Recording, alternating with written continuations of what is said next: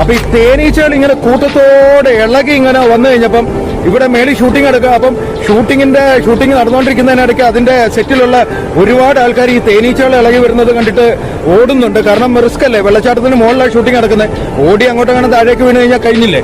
അപ്പം ഒരുപാട് ആൾക്കാർ, ഈ സെറ്റിലുള്ള ഒരുപാട് ആൾക്കാർ നേരെ മേളിലോട്ട് ഓടി. അപ്പൊ ഈ സുരേഷിന് കാല് വയ്യാത്തോണ്ട് പുള്ളിക്ക് ഓടാൻ പറ്റത്തില്ല. അപ്പം സുരേഷ് ഇങ്ങനെ ഈ വെള്ളച്ചാട്ടത്തിന്റെ ഏകദേശം നടുക്കല്ല, വെള്ളത്തിന്റെ കുറച്ച് അപ്പുറത്തുള്ള ഒരു കരയ്ക്ക് ആണ് സുരേഷും നിന്ന് ഷൂട്ടിംഗ് കാണുന്നത്. അപ്പൊ ശരിക്കും പറഞ്ഞാൽ ഈ ഷൂട്ടിംഗ് കാണുന്ന സമയത്ത് ഈ തേനീച്ചകൾ ഇളകി വരുമ്പോൾ ജയനും പ്രേം നസീറും എല്ലാം കൂടെ ഉള്ള സിനിമയാണല്ലോ ഇത്.